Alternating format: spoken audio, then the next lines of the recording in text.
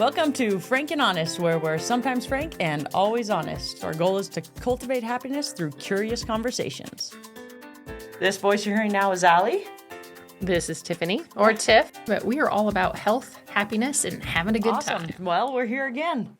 We're here again. Welcome, Sondra, to Frank and Honest with T and A. Yeah.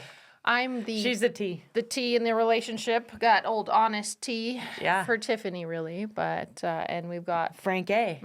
Ali, Yep, Frank A. But most important today, we have Safety Sondra in the house. Badass Safety Sondra. Yeah. So please give us a little tidbit about you and the fun stuff that makes you you. All right. So I have this DNA of wanderlust and wanting to travel around the world, literally all around the world. But what I love doing the most is working in construction and having like this invisible handprint of what I do and saying, I worked on that, I know what's going on there. All across this really great nation and really developing a culture of trust, a culture of happiness, and not only working in safety as far as like physical safety, but mental safety and how important mental safety is now, and having that vulnerability with people and talking to them about, hey, it's okay. Things happen. Things go down and it sucks. And let's talk about it, and developing that safe culture in construction, which is really cool. I love to find things to do in all these cities I go visit. And I can't wait to tell you about some of the cool things I even did last week in Dallas, experiencing Dallas. Awesome. Nice. It sounds like we kind of do work the same way, where you're out working. So little history here. So we met Safety Sondra at Safety Fest. In Pocatello. So when Tiff and I were wearing the hat of construction crew, construction workers, construction business owners, we always like to go to development opportunity scenarios, and this was one of them. And we were really stoked to see. Well, number one, we were really stoked to see a female on the instructor side, and we're like, okay, let's see what this is about. There's not very many of us around, We're like, oh, let's go see this. Yeah. Sondra talk, and it was really fun. And we were really impacted by what you're saying, because there's things that, you would talk about and you had said, and Tiff and I are like, oh, well, we're a small crew, so I didn't think about this, but that'll really help us communicate with other people. And other crews as we get onto bigger job sites and get into more of the bigger projects, what is it like and what is... So it was really fun. So that's kind of the background of our interactions. Yeah, it was really... Of course, there's many layers, but... There's always layers. There's always layers. But one of the things I admire about you so much is your energy. How authentic you are when you present this information, because I genuinely love safety, and there are not very many people out there that carry that same hat. And I've had a lot of resistance in this department when it comes to communicating safety and all the things that come with it. Because it's not just about sitting in a room, right, to learning what OSHA tells you yes or not to do. There's so much more.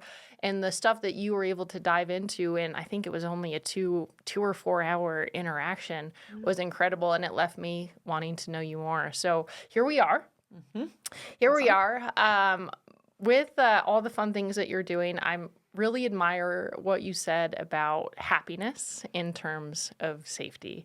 And I would love to dive a little bit more into that and how that has been a benefit for you and what you do, and also communicating that with groups of construction workers where you may have some, some resistance and see some different colorful atmospheres when it comes down to trying to actually get this to sink in. Well played with colorful atmosphere. Let's just say sometimes it can be brutal. It can be downright abrasive. One of the things is I do know about construction workers is they love donuts. Oh my gosh, do they love donuts? They love to be fed. And I do always tell people that you bring the donuts, 15 minutes. You've got them for 15 minutes. 10 minutes, they're got their mouth shut. It's an opportune time because they're not talking back. So they're eating their donut, they're drinking their caffeine, and then you have 5 minutes of golden time. And that golden time is you and them. Mm. And that's where you make your words of impact and your words of intent.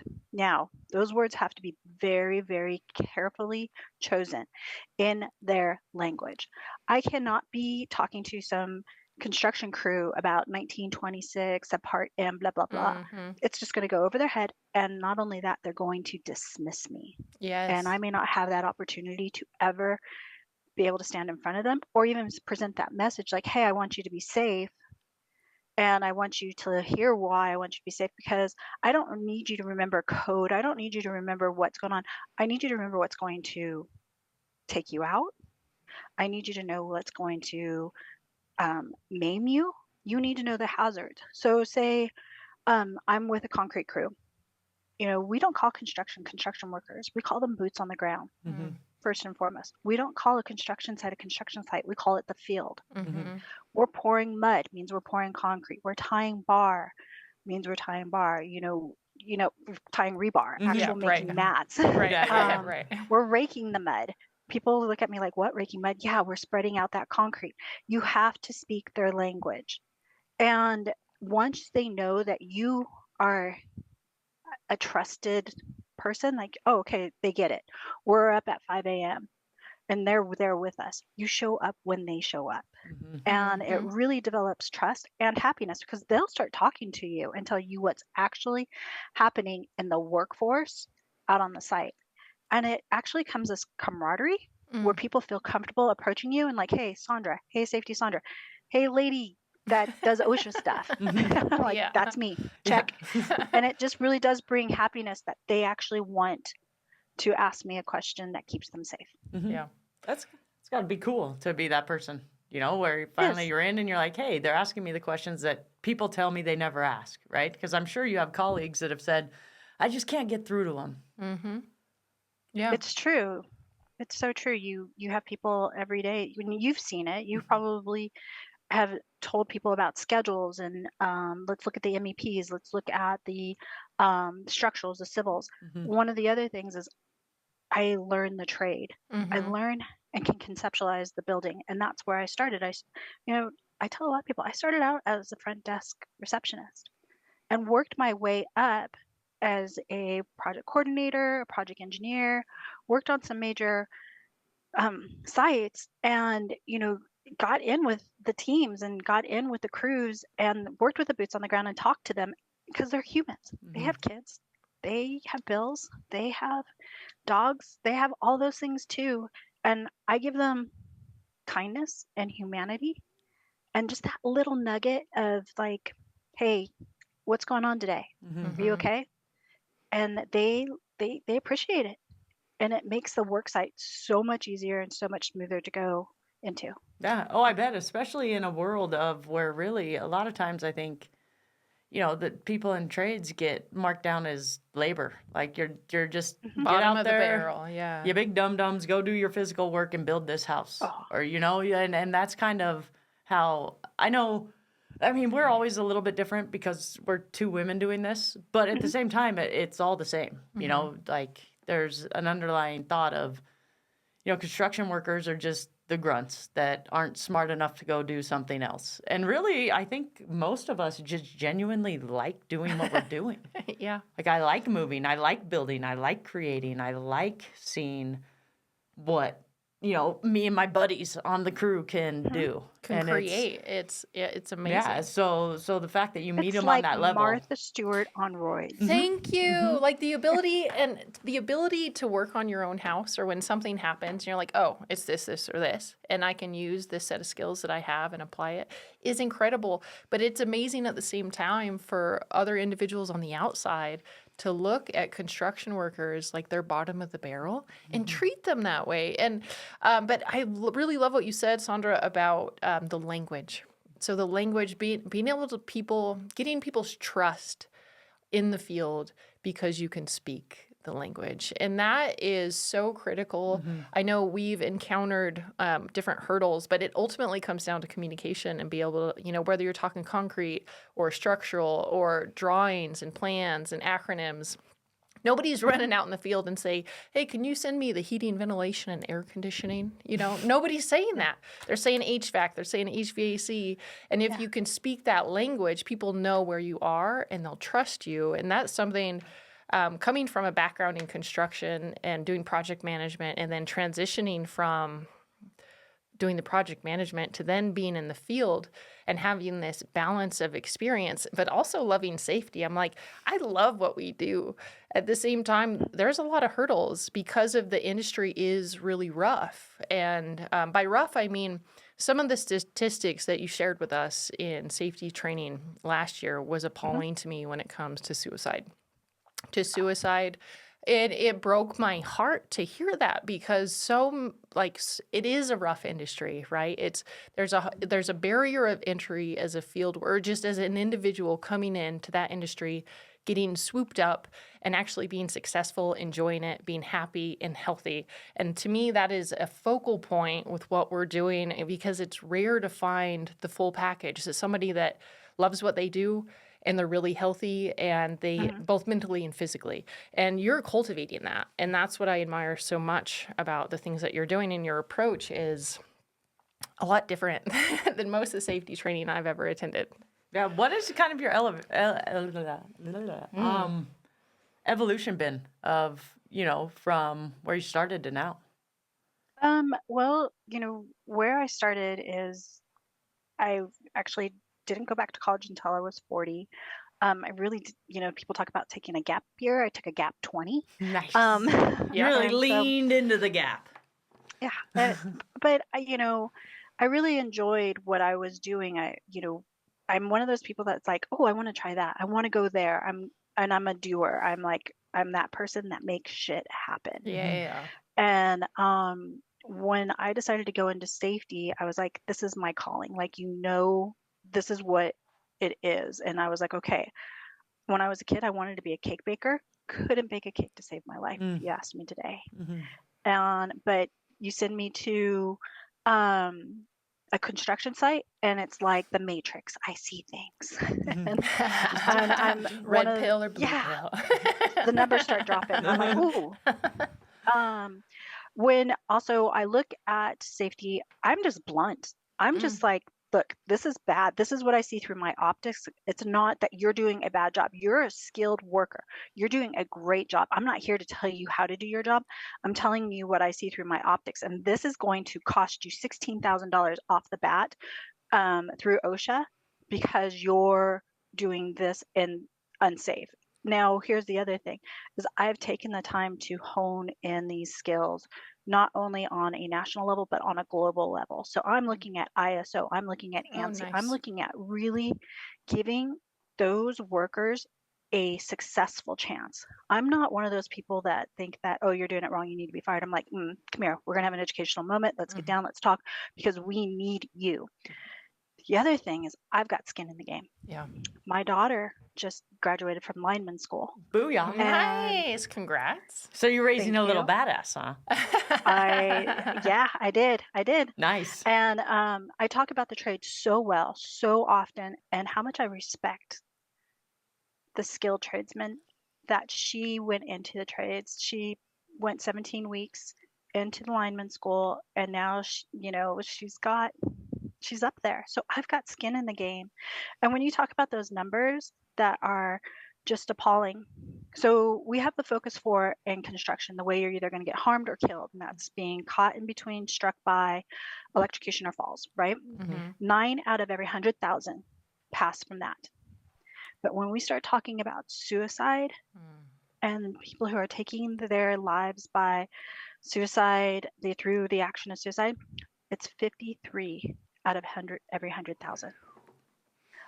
Construction workers are, it's just so heartbreaking, 4 times faster than any other trade, any other profession. 3rd in the nation behind doctors and emergency services.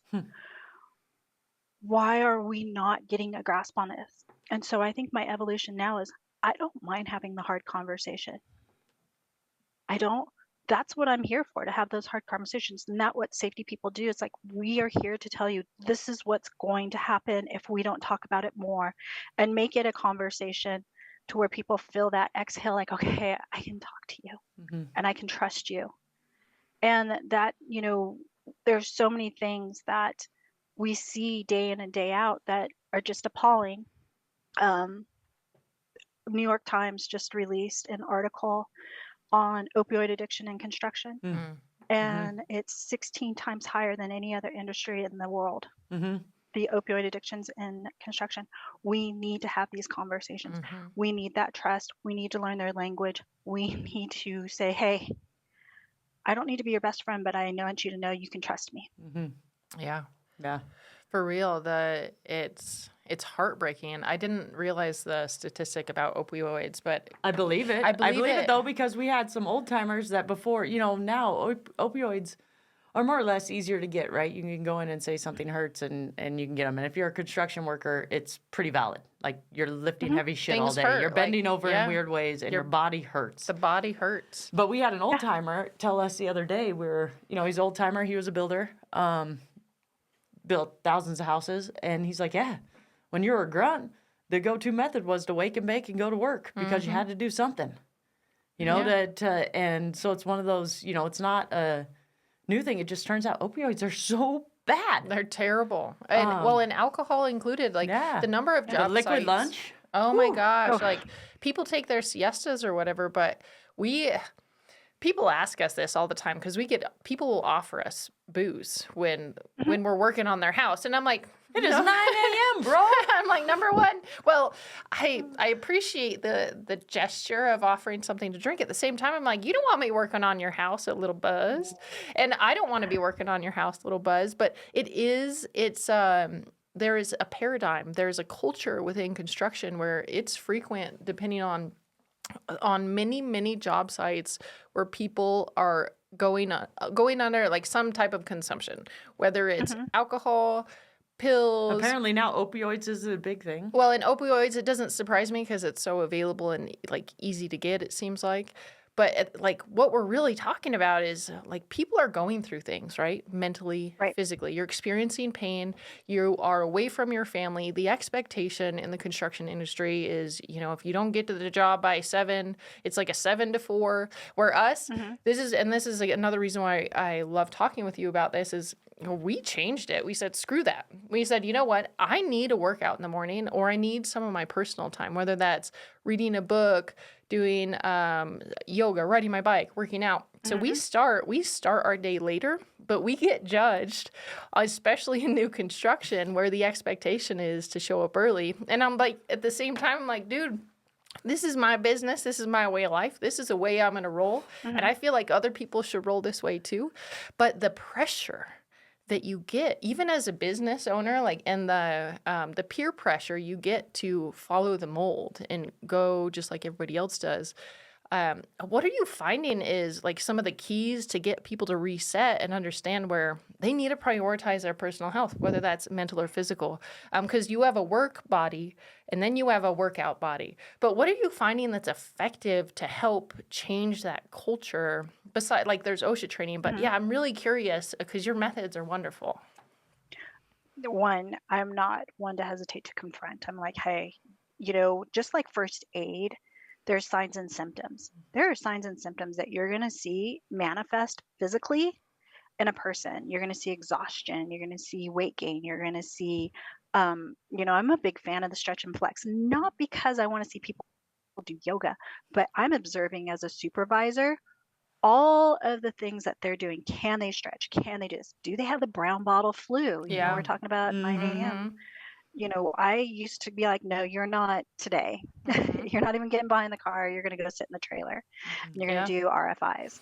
And I think about people who are also self-medicating. We know. You guys, we're boots on the ground. And I will tell you, construction workers talk more than 8th grade girls. It's so much drama. Oh, my God. Oh, they are gossipy. And I tell them, I go, you guys cluck like hens. And if you want to know what's going on a job site, you get your boots on, you go out there and you start working with them. And with 30 minutes, you know who's sleeping with who's getting a divorce, who's in financial trouble, who's getting a new truck. You know, because they talk. Yeah. And if you're not listening, you're failing them. Mhm. And you need to go, hey, I hear you're going through a divorce. Did you know in our employee assistance program, we have counseling if you need counseling. Most construction workers, boots on the ground, when you say EAP, they think emergency action plan. They don't know what an employee assistance program is. Right. We have a construction company here in Boise and the west side of the state that had two suicides in 6 months. Whoa. Yeah, Dang. totally wiped out. Like everybody was emotionally just drained and just it was just it was, I don't want to say toxic, it was very heavy. Yeah. And so many of the guys go, I didn't know I had 5 free therapy sessions, one-on-one therapy sessions, because I needed to talk about it. Shoot. And I'm like, let's talk about it. You're giving me that door to open up. And I'm going to tell you another heartbreaking statistic when it comes to opioids. They're now prescribing Narcan and naloxone automatically when a person is prescribed a opioid in construction, because they're already assuming that they're going to overdose. Really? And one of the other hard Good parts is Lord. when I start talking about this, is I have everybody raise their hand. I go, do you know where your first aid kit is? Is there Narcan and naloxone in your first aid kit? And so it has to be You something that's on site, or it should be. have something on site. Wow. They're functioning adults that are taking these opioids, and if they overdose, are we ready to save a life? That's heavy. Dang. Are you sick of the way things are going in your life? Are you going through some life quakes or some transitions that you could use some support through? Do you feel stuck, bored, stressed, overwhelmed? Could you use a pause to connect to your heart, mind, spirit, and self? We know that feeling. We've been there before, and that's why we're offering a solution that we know has worked for us. It's a chance for you to pause and to reflect and to grow and to transition well. It's not something you do alone. Courage isn't the absence of fear. It's a willingness to do things that are so important that they're worth doing, even and especially when you're feeling that fear. This Women's Lotus Retreat features a chance to be surrounded by people who are as motivated and as connected as you seek to be. You can expect to gain new skills, shift old mindsets, old habits, and ways of being that make you feel stuck. If you're looking for CEUs and a reason to ask for time off from work for professional development, this is an amazing opportunity awaiting you. Your investment and emotional enrollment in the process of development opens the doors for you to change and for change to happen in your life. It isn't easy, but it's simple. So my question to you is, will you enroll or walk away from this opportunity? And if not now, when? Treat yourself and register today with the link in the bio. We hope to see you there this September in beautiful Teton Valley, Idaho. It's And wild. just confront it. Yeah, confront it head on. So you go on to these sites and you get in the field, you get to know the people. You're already speaking the language, and then you're basically observing some of these things, and then you're addressing some of the issues head on. You're not beating around the bush. You're not sugarcoating this. You're just, okay, this is what I'm seeing. Let's get after it. And in these cases, is it because we've worked for some companies, for some builders, they'll sub us out, and their job site's wonderful. You can tell it is ran, and just how they do it is awesome. And then there's the other ones, but it's interesting. So when you get brought in, is it typically because there was an accident and you were coming in to kind of follow up, or is this more of a proactive approach to help some of these companies?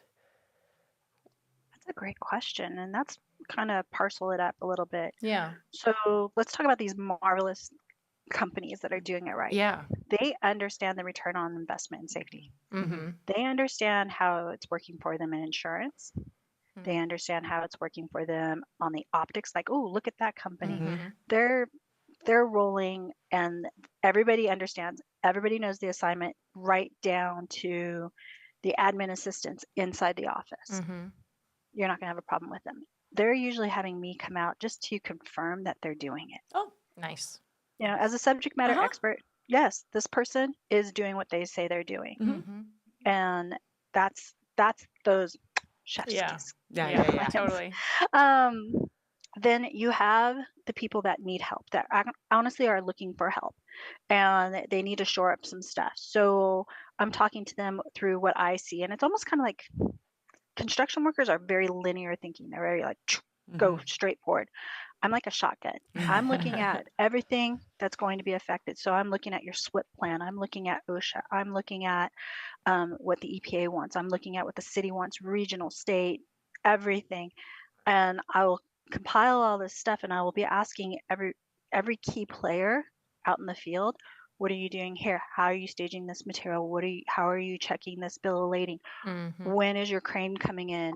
Who is getting certified on your lifts, on your scissor lifts and your forklifts and everything like that? How are you getting your certificates of insurance through your subcontractors, and making sure we're shoring it up and we have intent and purpose? And then we have the third and final ones is when the shit goes down. Yeah. And I'm called out. And I kind of feel like I'm like the cleaner in the mafia. In a way, I'm Call sure the it feels cleaner, that way. call the Yeah. cleaner. Yeah. And so when it goes down and OSHA's coming on site and people call me like, hey, I've had a catastrophe, I've had a death, I've had an amputation, a loss of an eye, my first and foremost thing is to stay calm. They've got some stuff they have to get done.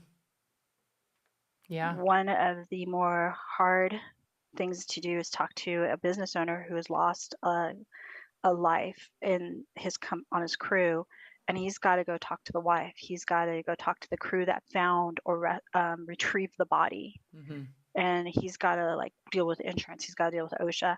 So I ask, what do you need from me in the scope that I can stay in my lane? Where's my lane, and how do you need me to stay there?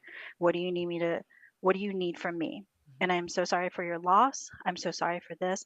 We have 8 hours to call OSHA. Let's get our ducks in a row. Where do I go to find this? Where do I go to find this? Where do I go to find this? If it's a death, OSHA's going to be there tomorrow morning at 8 a.m. Right. I will be there. Yeah. If you have an amputation, a loss of an eye, or a hospitalization, let's get all of this stuff done within the next 24 hours when we call them. And let's make sure we look so good that all they want to do is do an online report.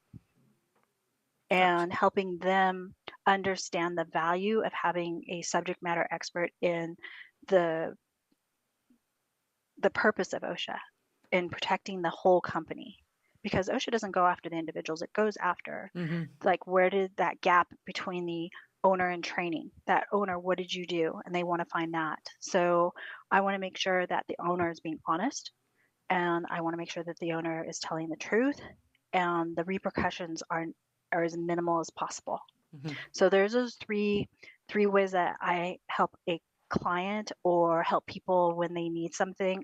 And I get called for all different things in all different sizes of companies. I have a gentleman who was super cool, worked with him when he was just, learning how to be an operator out in the on the dirt crews, and he started his own business. And I'm like, you know what? You're starting your own business, money's tight, and time is money and money is time. I learned that early on. I go to BSU Oshkosh. It's a free service. They'll help you, go call them. They've got all the programs, all the policies that you need to be shoring up with your insurance company. And it's like, thank you so much. And he goes, I know I don't talk to you often. I go, it's not about you talking to me. It's not about us being best friends. It's about you finding success as a business owner in Idaho. Yeah. So. Yeah. I imagine that there are some people business owners that have these crews that they don't know the rules. They don't know. Especially smaller ones, right? Smaller companies. When you're companies. talking OSHA, you're talking what a company has to have at least 10 employees, right? So 10, I mean, we're smaller than that, but we have all the safe. Yeah. We still have to follow all the rules because I got team safety over here. Sorry. Oh, it's fine. It's okay. Somebody knocked on the door. All good. It's all good. All good. What do you think if you could give 1 or 2 tips to a smaller company that doesn't necessarily have to follow the rules, right? Like OSHA's not coming knocking on the door of a 2-man crew. That's are a they? great question. But That is is there what Because things. that's us. That's us. We follow. Well, I love safety. Yeah. So I love And this. she came out from a bigger site, right? Like Right. a bigger site that followed more rules. I didn't come from that same background. I came from get the job done, right? The background of Right. the standing on the bucket's just fine. Stack 2 of them if you need, right? You need a And that's lift? the reality Go of the world. rent Like, we're one. going to see people do that. Yeah. Yeah. But No, what that's a about the great smaller question. companies? Yeah. That's a great question for sure. I love that. Okay, let's talk about bidding work. Mhm. Let's talk about bidding work. And you have to put a history of safety in. You have to put your experience modification rate in. That doesn't matter who you are and what size you are. The insurance companies are going to compare you to the rest of the companies your size and like your type of construction. Mhm. And they're going to compare you. And you know, if you're over a 1, people will kick out your bids. And that is based on your loss runs and safety. Now, being able to communicate that to owners of companies that are under 10 and saying, hey, for the next 5 years, you have to hold on to this. This is why you want to be safe. Because you really want to be bidding work that you know you have that's local to your crew, local to you. And because you don't want to be safe and you're going to go over a 1, you don't get an opportunity to bid this work. So I approach it on that, on the insurance and insurance premiums. Also, what does it look like when you're trying to hire good people? When you know there's somebody out there that's good, safety is trust, safety is communication. And Yeah. you coming from Ali, you coming from a bigger player, you know that they have all these policies and procedures in place. And it does make you feel safe. And people are constantly saying, hey, what about this? What about this? You know what? You're right. We need to take that into account. We need to get that in play. Let's look at this policy. Let's see how it works for our crew. Now, is that OSHA? No. That is safety. That's humanity. Right. That's trust. Yeah. That is the essence of everything that we should be living forward and through. Yeah. I love that. That's pretty incredible. It's a different way to think about it. Because when we started, well, our company has grown a lot in terms of safety, and I think Allie's been probably my hardest person to get on board. And it's been fun because we do this together at the same time. We do commercial projects, we do residential projects, and commercial projects are different. If you're a small crew that doesn't know about OSHA and you walk into a commercial job, you're going to be pleasantly surprised by what you're going to be required to do. Well, realistically, if we didn't have the background of knowing different things, then we wouldn't have even been invited on the site. Bid on right? some of those. But it's a mindset. It's a culture. It's definitely a culture, and there's people naturally that want to get on board because they want to do a good job. They're juiced about it. And then there's the other people that know that there's a rule, and because it's a rule, I don't want to follow it. And that's where Allie comes in mind. I'm better now. No, I know. But but it's interesting though, because this is kind of case in point, right? Yeah. When you have with us, because we're a small company, it may not be as big of an impact because we're not operating cranes and the relative risk is still quite low. But you can still die from being on a ladder if if you don't have so many rungs over the roof line, or you are at the wrong angle, or you're trying to reach over here to do something. And especially when you start having employees, to set an example. But I'm really curious about general health within construction, because the concept of we say is there's your work body, like you do a field job. Most construction workers, that not all of them are fit, but they can do things physically. You can carry heavy stuff. But then there's your workout body that actually supports you to be a healthy person. And that's what we focus on within construction, and what we try to encourage as well, just within our company. But are there things, like I know mental health in construction is a huge thing, but would you say that if more people prioritize their physical health as well, that some of these things when it comes to like safety and injuries and preventative actions you could take to just be healthier, incorporating the physical too, wouldn't you say that would just kind of catapult this whole thing into Oh, yeah. goodness? Oh, yeah. One of the things I love to do is hike and walk. Yeah, Hiking totally. and walking are my things. You know, my whole goal is if it's over 12,000 feet, where is the trailhead and how can I hike it? Right. I'm a big independent person of really doing some reflection. And I recently, for my 50th birthday, I wanted to do the Camino Santiago. And I walked from Lisbon, Portugal, all the way up the coast to Santiago, Spain. And it is a pilgrimage. I lived out of a backpack for a month. I wanted to really experience this independence. Cell phone, you don't have it all the time, and you're trusting arrows, spray painted arrows on the ground. For 400 miles? For What hundreds is of it? miles. And you're like, okay, I'm going to follow that arrow. You don't know who put that arrow there. You don't know why that arrow is there. And you don't know really what you're doing. You're putting your faith in yourself. But that exercise, really, that daily movement, I think that we as a culture need to celebrate that more. Movement should be celebrated. And who are we to determine what movement it is? As long as you're moving, our bodies want to move. We're especially construction workers. I want to teach classes. When I teach classes, I'm like, one of you set your alarm clock for 1 hour. You have 1 hour. At every hour, you're all going to get up and you're going to move your bodies because I cannot have you falling asleep. That's true. So true. And they're all busting out their cell phones. 1 hour. All of us got an hour. Haha, Yeah. I set mine for 58 minutes. But they're engaged. Yeah. Right. And they're celebrating that, like, okay, we're moving, we're going. And I'm like, you guys be back in 5. Go do what you got to do. Stay awake, get that blood flowing because you're going to sit back down for another hour. When it comes to physical health and mental, that mental connection, when people are celebrated that they're doing something, playing with their grandkids, getting out and trying to, go for long walks or doing those things like, hey, did you know today you're going to walk approximately over 3 miles just on this construction site today? Congratulations. Did you know we in insurance call them industrial athletes? Yeah, 100%. We call them industrial athletes because construction workers don't do the same thing as normal people do. And they are lifting and they're doing all these things, supporting that and celebrating that in the industry, not as like, oh, that's what we do. That's what construction workers do. No, look, this is how much you actually lifted today. And this is how much weight you guys got shifted from out here when the product was dropped into the staging area over into this building. This is how many pounds. This is how much you guys walked back and forth. It should be celebrated as much as safety should be celebrated. Physical movement should be celebrated. Yeah, that's funny. So one day we decided to Strava our crawl space job my God. in this house. Cool. So we Strava'd this crawl space job for 2 Ridiculous. days. And in 2 days, we crawled 7 miles. Crawled.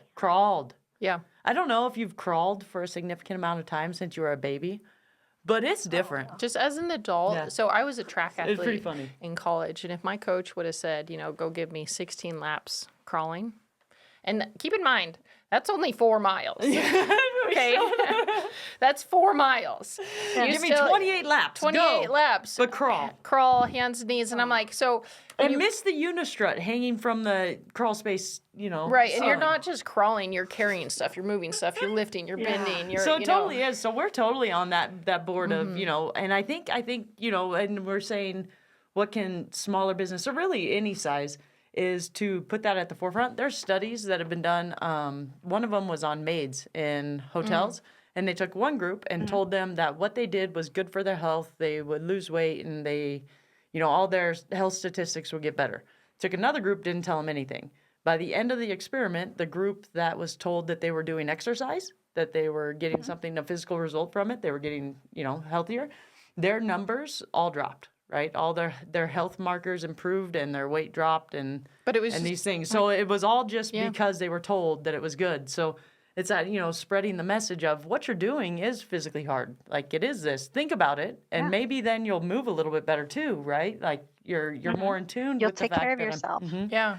You'll So I work, like that. yeah, even going the extra mile to, Like at a job, there's always a little bit more you could do. You could Yeah. to prep for tomorrow. There's always more. But when you're motivated like that and you're like, oh man, I'm getting in shape. Like I'm getting fit. I'm getting healthy at work by doing this. I'm getting all my steps back and forth. And when the mindset changes, and Ali and I are really huge on this, where if you by diving deeper physically, or going further physically, you can dive deeper mentally. And when you get that connection with the mind body and you're actually proud of yourself and proud of what you've accomplished, like you're not just showing up at a crew, moving dirt, bending my back, doing this, drinking my beer at lunch. No, you're actually, what you're doing is something you can be proud of.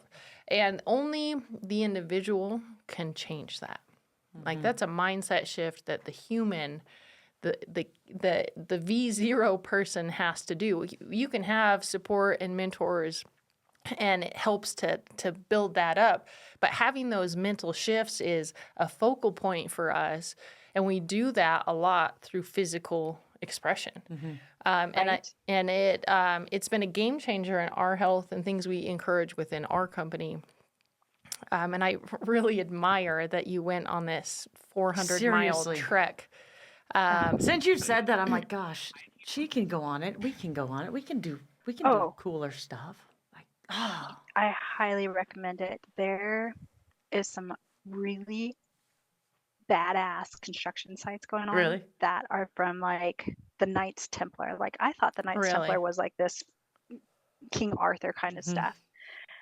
And you really truly get to see these castles and these monasteries from when there were these great wars between Persia and the European countries. I mean, and they're restoring them. And this is what, I mean, mentally, just ladies, this gets me off. that's awesome. Like, oh, is these craftsmen, are working on these temples and these monasteries that are hundreds and hundreds of years old, and they're the best of the best in the world. And my end goal is to work at one of these sites as a safety professional and work on keeping these craftsmen that are, flying all over the world from Russia and Egypt and America to work on this stonemasonry and to support these buildings. So our future, and you, when you go on this trip, get to see these gorgeous, gorgeous construction sites where you're just like, how did they build this? And you, as construction workers, believe me, you'll be like, how'd they do that? Yeah. How'd they do that? Right. And you're going to run your hands along their marble and their carvings, and you're going to touch their, because, they didn't do it for paychecks. They did it for God and country. And the craftsmanship is just astounding. I mean, it's vibrating. It's beautiful. Yeah. And you do all these things, and sometimes you're talking to Ali, you're talking about the mindset, and Tiffany, you're talking about the mindset. I've been reading a book lately called The Gap in the Gain. And sometimes you just don't feel like, as a construction worker or somebody who works in construction, that you're getting ahead and you're getting ahead. Instead of measuring forward, measure backwards. Oh, Take I see. where you guys were 5 years ago and where you are now, and measure all the gain that you've had in the past 5 years, and it'll change your mindset like that. And you will see the gains that you have and stop living in the gaps. And that's one of the things that I always tell my construction workers, like, look at where we were 6 months ago when we started this project, and look at all the gains that we have. Just within a 6-month period, we measure backwards of all the gains we have, and it changes their mindset. And you even can do that within, like, hey, look at how much material you've moved, look at how much you have built, look at all you've done. You guys, you haven't hurt one person. That measurement of so many safety days, that's a gain. And that is a mental mindset. How do I stay in the game? How do I stay in the game? Yeah. So That's I always awesome. like that. And so I think about, since I've met you, not only have I done the Camino, I've hiked Mount Fuji in Japan. Yeah. So legit. So what's that hike? Okay, this is a great way, because we're wrapping up now, and this is my favorite way to wrap up with, tell me a good story about an adventure here. Yeah. So let's hear about Fuji. All right. So what most people don't know is I'm a quarter Japanese. Oh, wow. And Nice. how my family got here is actually during World War II. My great uncle was interned in Minidoka. And so Idaho has always had like an attachment to us and, to my family. Well, I wanted to go back and see where my family was from, where my heritage is. And I was like, I need to go hike Mount Fuji. Well, I heard, and this is the coolest thing, they have huts along the way up. And you can get this staff, and they call it the golden staff. And you purchase the stick at base 5, and I think it's at sub base 5. And on your way up, they take hot branding irons and they brand your stick all the way as you go up the altitude. And it's called the golden staff when you're done. Huh. And as you're going up, you're seeing all these ancient temples. You're seeing people prepared to hike at night because most people want to see the sunrise because it's called the land of the rising sun. Mm-hmm. But it is probably the most majestic hike. It's not beautiful like say hiking Mount Bora or Mhm. going up Pikes Peak, but it is so majestic because you can feel just how much this place has a spirituality to it and why people are hiking it, and it's really cool. And when you get down and you have this staff and you've hiked all the way up to 12,500 feet and you come down, you're feeling like, whoa, just this morning I was pointing my finger up there and I was up there. And, that's really where I want people to know is that life balance that you have, you can do some really epic shit. Mm-hmm. Yeah. Yeah. And construction is epic shit. Being a construction worker is badass. Yeah. Yeah. Your handprint is on so much, and that's epic. Mm-hmm. And my hashtag in life is do epic shit. Yeah. That's a good one. I have it sitting in front of me. Booyah. Ooh, yeah. Yeah. And that's where you need to be. So I always tell people, like, make today epic. Do great work. You're building the dreams. You're building the place where people make their dreams happen. Mm-hmm. You're building the homes that people are raising their children in. You are the backbone of America. Mm-hmm. Do epic shit. Yeah. And be proud. I dig that. Yeah. Yeah, I love that. We're gonna start sharing that with folks in the field. That's Seriously. great. Yeah. Yeah. I think that's a freaking great way. You made my goosebumps come out. Yeah. So that was good. Yeah, That was that's the good. I good think stuff. that's a great way to end it, unless you have anything else that you want to Yeah, share. yeah, this is wonderful. I've Yeah. really appreciated this conversation. It's been fun. I've, definitely learned things and think a little different. And man, Yeah, any If you guys ever zingers? need anything, call on me. booyah. Oh yeah, totally. We will for sure. Things you never know where we may end up here. So I yeah. don't know where I'll or end even up. just on an adventure shoot at this Yeah. point. Yeah, definitely. And for people that are tuning in to hear, if you're curious to get in contact with Safety Yeah, what's the Sondra, best way for them to get a what's hold the of best way for people to find you? Lavoie safety@gmail.com. you? Awesome. And that's LAV as in Victor, OIE, safety@gmail.com. Perfect. And we'll put that in the show dis- notes. Yeah, in the Awesome. tidbit there. And then yes, thank you again so much. You are awesome. Look forward to our future conversations, probably a little adventure conversation thrown in there as well. Anything safety is Safety Sondra for sure.